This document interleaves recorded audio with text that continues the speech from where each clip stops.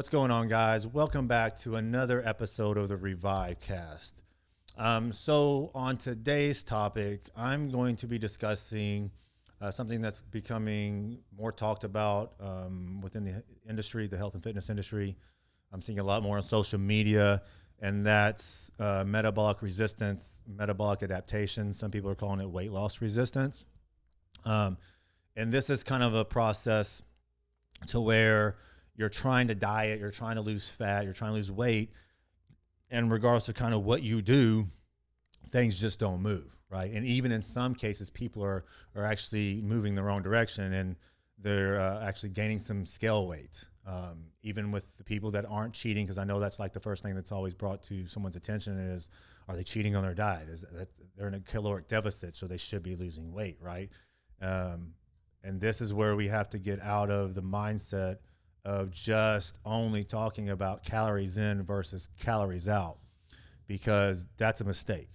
Now, yes, in a healthy individual, you obviously go into a caloric deficit, you should lose weight pretty efficiently, but at some point during that process, things will slow down and you will hit walls.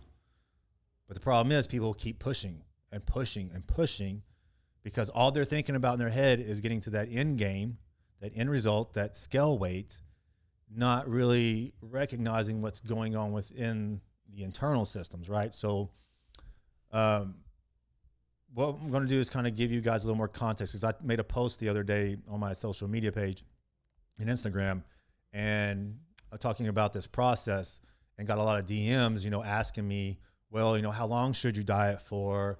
Or how long should you feed up or be in a surplus to balance these things out and keep you from getting into this, resistant type spot with your body, and you can keep progressing, right? So I'm going to kind of paint a little bit of a picture here to give you a context behind that and a little bit of a guide, because again, it's never black and white, because this still has to be assessed from individual to individual, right? So when we're talking about metabolic resistance, adaptation, whatever terminology you want to use, it's a point to where, like say someone's starting at 2,500 calories, okay? And they initially, now to preface this, you need to understand, if you're going to start a caloric deficit or a fat loss phase or whatever, that you should be in a healthy place before you start that process. And there's probably one of the bigger mistakes people are making, is they're not healthy to begin with, and then they just start dieting down. And if you do that, you will set things off a lot faster. And basically from an internal perspective and physiologically, things will be thrown out of balance. So first and foremost, you need to be healthy before you start a fat loss phase, especially females. And I mean getting lab work done and seeing where hormone levels and everything is, your thyroid. Because with females especially, they are not as resilient as us guys, right? Like we run off primarily testosterone. Our bodies are just a lot more resilient. We have typically more muscle mass, and we can deal with things to a greater degree and extreme as far as stressors are concerned than most females, because of their physiology is completely different than ours, and what their body can handle, and they're not typically as resilient. So we definitely see this more common in females than we do males. So say we start this journey and we started at 2,500 calories. Someone's healthy. We drop 300 calories out of that. So now they're at 2,200 calories. In the beginning, if you're healthy, you go into a caloric deficit, you should basically see a pretty efficient process and, losing some weight, some fat out of the gate for, let's just put some random guideline or timeline on here. So like for, 4 weeks, you're good. 3 to 4 weeks, you're good. Things are moving along. Then you hit a wall and things have just kind of stalled out at that point.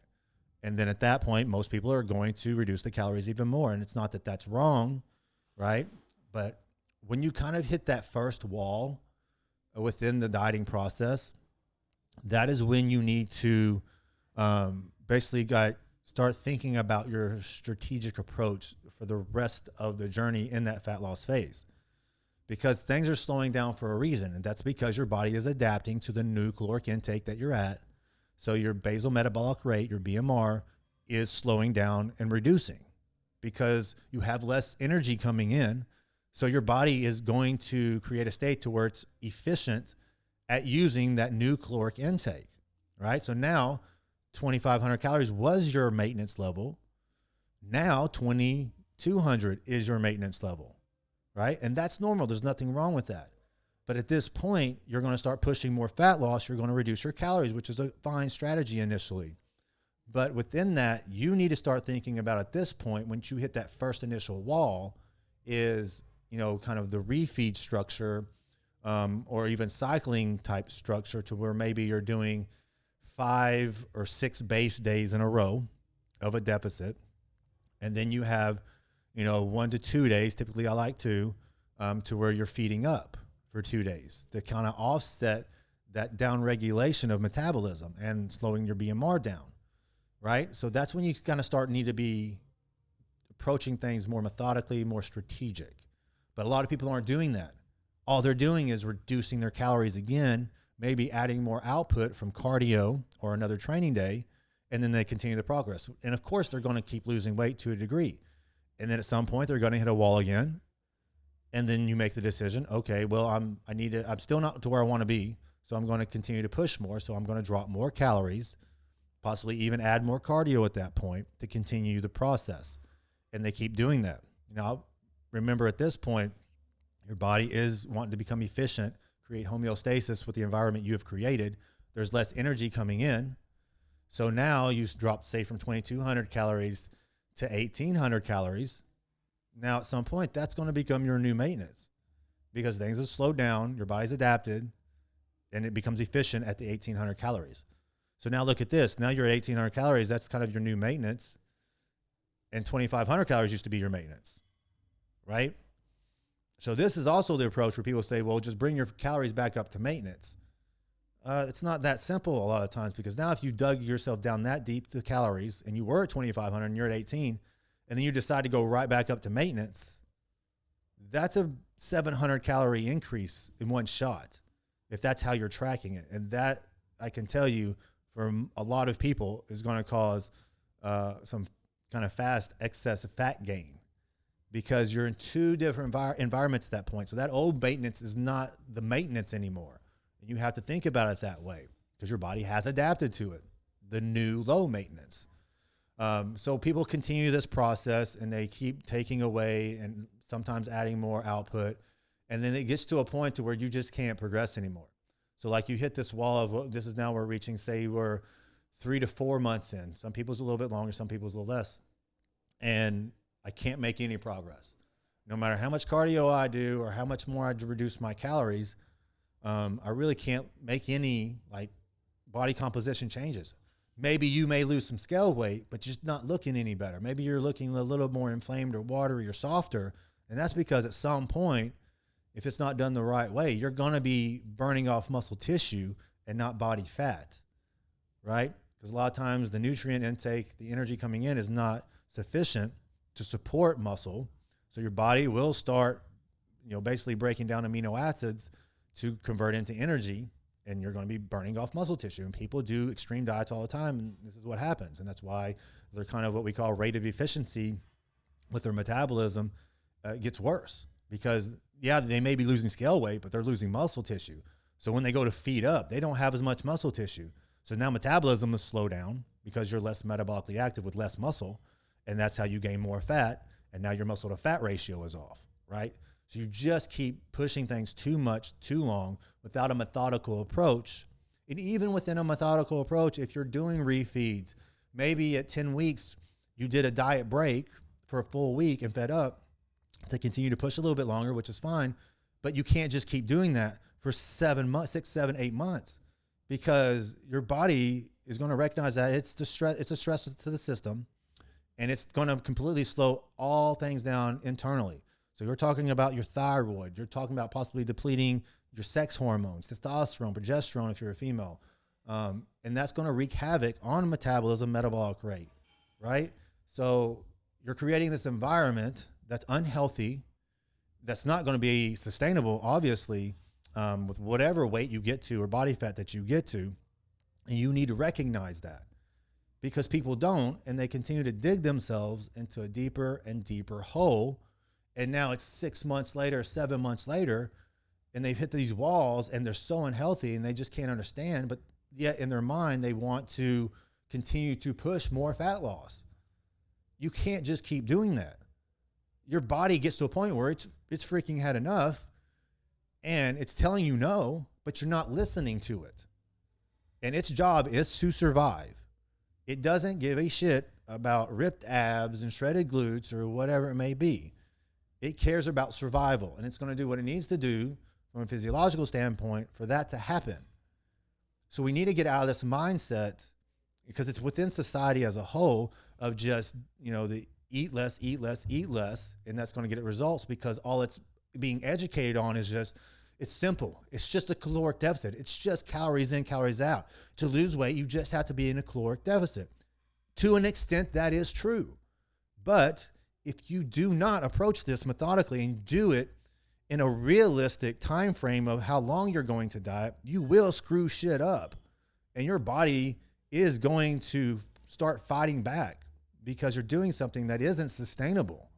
So to everyone that's just teaching a caloric deficit and that's all that's needed, and just being simplistic with calories in versus calories out, you need to wake the hell up and start educating yourself on actually what's going on internally and physiologically with these people, because you're screwing them up. If all you're doing is telling them to eat less, you just need to go harder, you just need to push harder, suck it up, blah, blah, blah. Or if they're not progressing on 1,000 calories, you tell them they're cheating on their diet, which a lot of times they're not, because they're so devoted to getting to their body to where they want it to be. But yet you're not recognizing that. So there's a lot of people that, it is responsibility within the client to see this, but at the same time, they're going to, like, say, a coach that are supposed to be looking out for their health and well-being, and they're not. And the client blindly listens to that, and they just keep pushing. Right now, this obviously, when we're talking about this, I'm generally talking about lifestyle clients and the demographic. Now, if we're talking about a contest prep situation, yes, that is an extreme situation, and we do have timelines, so it's a different scenario.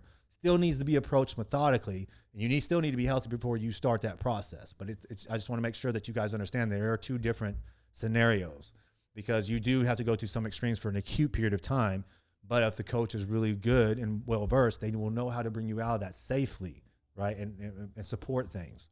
But for everybody else that's on this, process of losing fat and getting to this before and after picture, you got to get the timeline out of your head, because everybody is going to respond differently. Everybody's genetics is different. Their metabolism is different. Health is different. So you work with your body to progress. You don't just keep trying to force things upon it, because that's when people get into trouble. And we get all the clients with all these health problems because of the past. This stuff is built up over time. Some people will screw themselves up in 8 months. Some people, it's 3 years of stuff that they've done. And, trying to undo that in 12 weeks, which isn't realistic. Okay. So yes, like you get down to 1,200 calories. Oh, well, all I need to do is eat less calories. Let's go to 1,000 or 900 and I'll still lose weight. Well, technically you may lose some scale weight, but I can guarantee it ain't going to just be body fat. And at that point too, do you think that's healthy at all or sustainable at all? Because it's not. You need to be focusing on the bigger picture 1 year from now, 5 years from now, not 12 weeks from now, because that's when it matters. So who gives a shit if you look great in 12 weeks, but you're unhealthy as can be in a year from now? Like, is it worth that? Or is it worth to take a step back, take your time with this, stay healthy? You're pretty much going to be the only one that's judging yourself harshly, because we all are our own worst critics. And it's very easy to self-sabotage yourself because we want kind of that end goal and we don't focus on everything else. So that's when obviously a second unbiased eye, like a good quality health coach, can come into play and get you some results, but safely. So this is how we kind of create that metabolic resistance environment, or that weight loss resistance environment, is because pushing too much for too long. So in general, as far as like how long I like someone to diet from a lifestyle client perspective, I would say, maximum would be definitely around 3 months. That's all I'm going to push fat loss. And then we're going to be feeding up at that point, because guess what? It's going to help with fat loss. We need to build more muscle tissue. So now we need to spend some more time building more muscle to create a better metabolic environment. So when we go to do the fat loss phase down the road, not in another 4 weeks, but another 12 weeks or so, then you'll be more efficient at that fat loss phase. And you won't have to go these crazy extremes of 800 calories to get that, right? And people aren't thinking about that because they want everything now. This instant gratification society that we live in, and this go, go, go mentality is ruining a lot of people. And we have to start educating and getting people on the right mindset and approach to this for longevity. Because I don't know about you, but I want to be around doing things, being active and healthy when I'm 70, 80 years old, not just when I'm, vibrant at 40. I want to be vibrant at 60, 70, and people aren't looking at that. They look at the now, but then when they are, 50 or whatever, and they feel like shit and things are messed up, then they kind of rethink their strategies from the past. Now, how long you should be in a caloric surplus and feeding up, kind of a very, very general rule, because again, everything needs to be assessed, is to, if you say you dieted for, 4 months, I would feed up or be in that maintenance surplus for 4 months. Like, you need to even things out. But the problem is most people, especially females, are dieting more in the year than they are feeding up. And over time, that's what's creating these issues. But people, because they'll always refer to, well, I used to do this and it got me results, or I used to do that and it got me results. Yeah, your body handled that for a certain period of time, and then it's had enough, and that's why you can't get the results with that same shit again. But people aren't seeing that. But that's how people's thought process are. I used to do this and I got results. Why can't I keep doing that? Well, are you healthy now? How's your metabolism working now? Well, it sucks. Well, then you think you should be doing the same stuff that you did back then, because that honestly is what got you to the point to where you're at now. And people aren't looking at it in that kind of aspect. So I just want you guys to be aware of this process and understand that you shouldn't chase a scale number. You shouldn't chase a specific timeline. You should take your time. You need to be methodical on how you diet and not just chase that scale and it needs to drop all the time. And you need to be this certain weight or a certain look in, 10 weeks or 12 weeks or whatever. If it takes 6 months, it takes 6 months. If it takes whatever, diet down, feed up, like do this to create a sustainable physique, also to give you metabolic freedom to where when you go on vacation or off your plan here and there and you have some burgers and fries, it doesn't have any negative effect and your body is fine. It takes time to build that, and people want things now. So guess what? With the good ones out there and the good coaches like my team and other ones that I know and colleagues of mine, we're not going to do that to you. So you come to me and you want to lose fat, but yet you're only eating 1,200 calories when you come to me, I'm not going to diet you down. It's not going to happen. It's non-negotiable. It doesn't matter. My job is to keep you healthy and to make sure you have quality of life. And then, yes, we will work on that goal at some point when your body is ready to handle that. So you need to, if you're going to a coach to get help, ask these questions. And if they're not asking you these questions or like bringing these to your attention, then I would go elsewhere. Because there is a lot of good coaches out there and it's getting better, but there's still a lot of bad ones. So I hope this kind of opens your all's eyes up to, what's going on within the whole world of metabolic resistance, adaptation, weight loss resistance, and then the whole why just saying calories in and calories out is just, it's that simple, and it's just about a caloric deficit. Look at someone's lifestyle. All that stuff comes into play. I train, like say some of the actors I trained or some of the athletes that I train, TV hosts, whatever, their schedule is just all over the place and they have long days, long hours, and they can't, always do things perfectly. And that's okay, because I want to create something for them that's sustainable and that's going to keep their health on point. So you have to look outside the box of like typical scenarios that are being brought to everybody, like train to this one program for 12 weeks and then you're good. That's not always the case. Like sometimes you got to periodize training depending on someone's lifestyle, how they're responding. And people aren't doing that. To me, it's because they're lazy.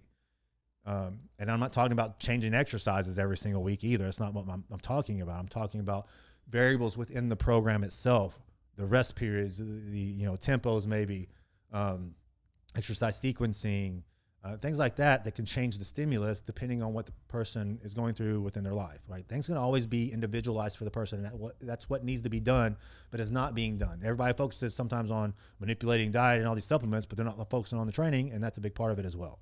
but that's a whole nother podcast.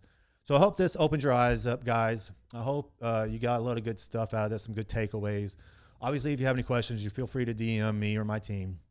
And as always, if you could, give us a 5-star rating, review, subscribe to our channel. It's always good for supporting the podcast and what we're trying to do and help educate others out there. And as always, guys, we thank you for the support. And if, again, if you need help and guidance in this, we're happy to help as well. And you can reach out for that. So until next time, guys, have a great one.